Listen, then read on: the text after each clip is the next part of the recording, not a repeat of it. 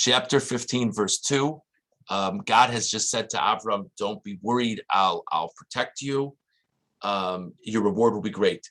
The Ramban explained that what Avram would be worried about is maybe there'd be revenge from the kings that he defeated, from their subjects, and that maybe he would pass away without having a child. Now Hashem, we read the pasuk yesterday, but Avram says back to Hashem, what are you going to give me? I don't have any children. And the member of my household is Eliezer from Damascus. A little bit of a strange pasuk. What exactly is Avram's response to Hashem? What's he really saying to him? Ramban on pasuk beis. Vayomer Avram Hashem Elokim batzitin li. Hine hitzaltani min hamalach. Behold, says the Ramban, Avram is saying, you saved me from the kings. But how can I be sure that you're going to give me a child? All you said is you'll have great reward for me. All the reward you have in mind for me, if I don't have anyone to pass on my message to in the next generation, what's the great prize? So Ramban has such a basic question that if we were sitting at the table, we probably would have said too, we don't believe that all the reward comes in this world. Like God says you'll get reward. And Avram says, yeah, but what good is it if I'm not going to have a child? So says the Ramban, it doesn't occur to Avram that the issue could be Olam Haba, the world to come. Avram doesn't need an assurance from God that he'll get reward in the world to come. If you believe that there's reward and punishment in this world and the next world, he's confident God will reward him in some way. He doesn't need God's assurance of that. But of course, as we know, in this world, many wonderfully righteous people don't have that different of a life than many wicked people in this world. Okay, so the value of God's assurance, you've got a lot coming your way, is not for the world to come, it's specifically for this world. So Avram says, what can you give me if not a child? And you haven't. So what does it all mean? The od ki harbe ma'od lemor sheyizke l'shtei shulchanos b'chol hatov v'roy l'tzadikim ha'gemurim me'ein onesh klal. Another possibility, says the Ramban, is at the end of verse 1, God says your reward is harbe, very much, or a lot, ma'od, very much. Like that's saying a great deal for the Torah. Harbe, ma'od, is the double language of abundance. So the Ramban says one of the languages connotes reward in this world, one of the languages connotes reward in the world to come. So says Avram, okay, so let's talk about this world. What are you planning for me in this world already? V'yod ki avtacha l'masha hayu misyarim mimeni. The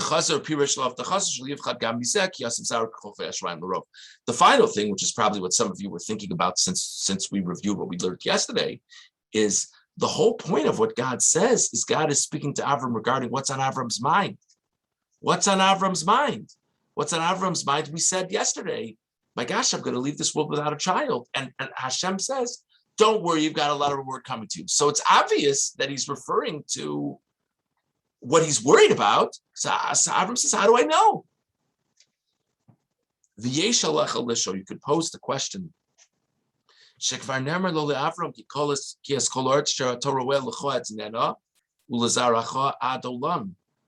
God already said to Avram earlier in the parsha, all of the land that you see, I'll give to you, referring to the land of Israel, and to your offspring eternally. I'll make your offspring like the dust of the earth. So how can Avram now question that?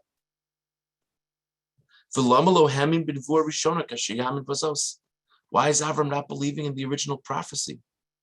And if for some reason he's not going to accept what God said, why even ask now? If you're not going to take God at his word, what's the purpose of asking for more assurance? Either you believe him or you don't. Vatshuva, the answer, says the Ramban, is Ki hatzadikim lo yaminu ba'atzmam b'chetam b'shgada. A pious person never rests on his laurels and never is sure that whatever they were told they deserved before is still the case. Maybe Avram has committed sins. Maybe Avram has committed sins he doesn't even know about. Avram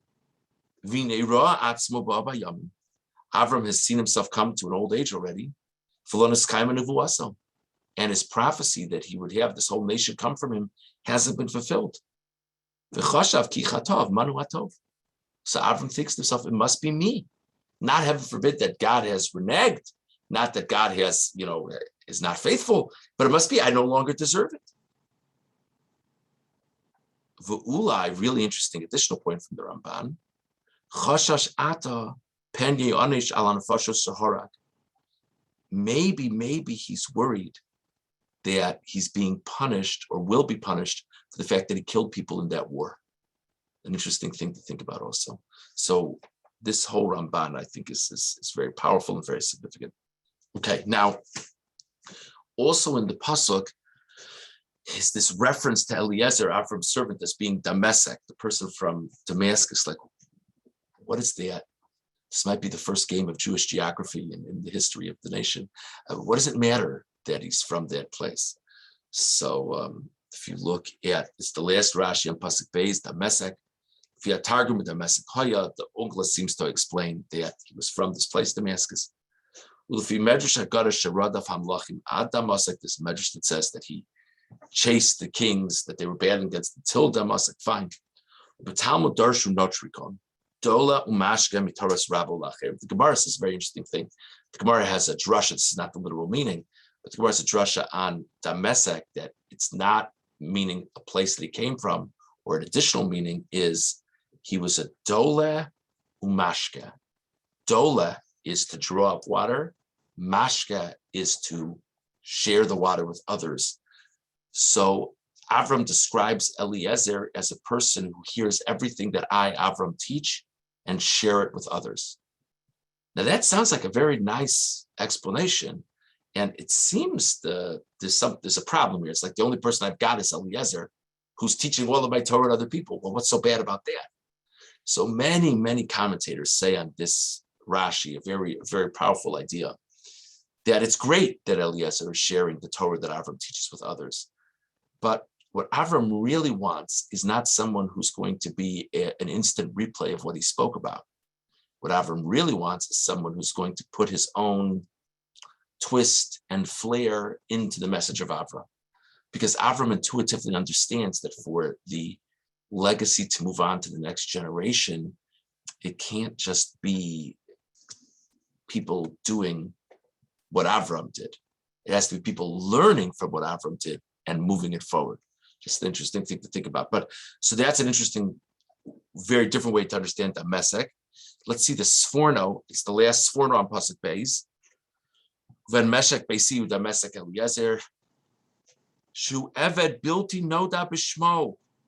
Ava B'Shem Iro Bilvad. It's a very different shot. Sforno says, you know how people know, like, my number two? I don't have a child. So my number two is the servant of mine, who's a lovely person, but he's known as Damesek Eliezer. He's not even known by his name alone. He's not even known by it's Eliezer from Damesek, because if you wouldn't say from Damesek, you wouldn't know who you were talking about. So it's sort of a description of someone being nondescript, in a sense, relatively speaking. Vein safek ki pu'ulos ha'eved ba'anhagas habayis v'hamamon shehin megira nivdalos harbim pu'ulos habein ba'anhagasam shehin me'ava. And then the Sforno goes on to say, it's great whatever Eliezer is doing, but it's all out of a mode of reverence, awe of his master, whereas a son who's doing it is out of love. And that's a whole different story. Okay. Unfortunately, we're running low on time yet again. Let's go on to chapter 16, verse 2. Chapter 16, verse 2.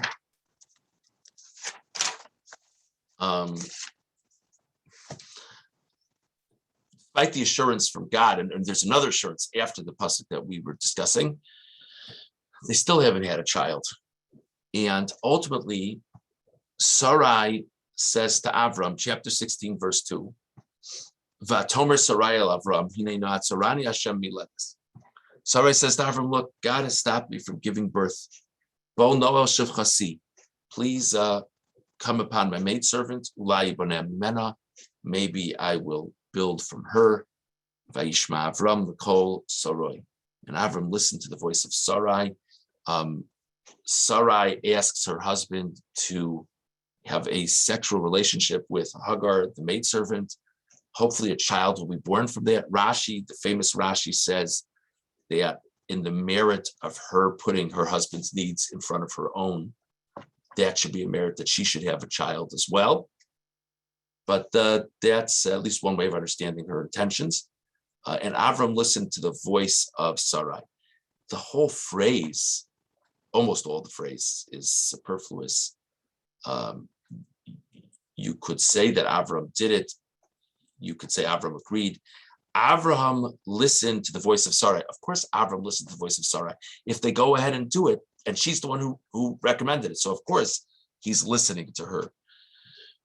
Last Rashi on Pasuk Beis, the Kol Sarai, the Ruach HaKodesh Shaba, to her divine inspiration. In other words, he heard her kol, her voice, not just her words, not just the content of what she said, but he appreciated where it was coming from, her voice, so to say. He appreciated her divine inspiration, and if she thinks that's right, he appreciated that. So he listened. Ramban on Pasuk Beis, Vayishma Avram l'kol Sarai. Lo Omar HaKasav Vayaskin. Doesn't say in the Pasuk he did it. Aval Omar Kishama l'kol Sarai. It says that he listened to the voice of Sarai. Yirmos, this alludes to. Ki afal pisha Avram misavel ma'od lebanim. Even though Avram, we see how important it was to him to have a child. Again, for him, this is furthering this legacy in his world, besides whatever are the normal emotional desires to have a child. Lo asa kain below Rosh Sarai. He did not go ahead to be with Hagar, if not that Sarai had given him permission.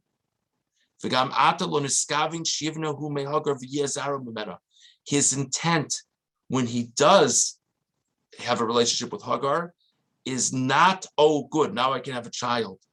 Aval kol kavonaso lasos ritzon Sarah shetibone mimena. His whole intent is, I'm doing this because this is what Sarah wants to be. That Sarah, the language in the pasuk, Sarai said, perhaps I will build from her, meaning that she can live vicariously through this child. Maybe she'll never have a biological child, but maybe she'll be able to have nachas from the child of her maidservant. Oh, or that her sharing Avram with Hagar will be a merit that she'll have a child. But a very interesting Ramban. So Rashi says the Kol Sarai is he appreciated her divine inspiration. Ramban says the Kol Sarai is he was doing it because that's what she wanted. And there wasn't a self-centered or self-driven urge in what Avram was doing. It was because that's what Sarai wanted.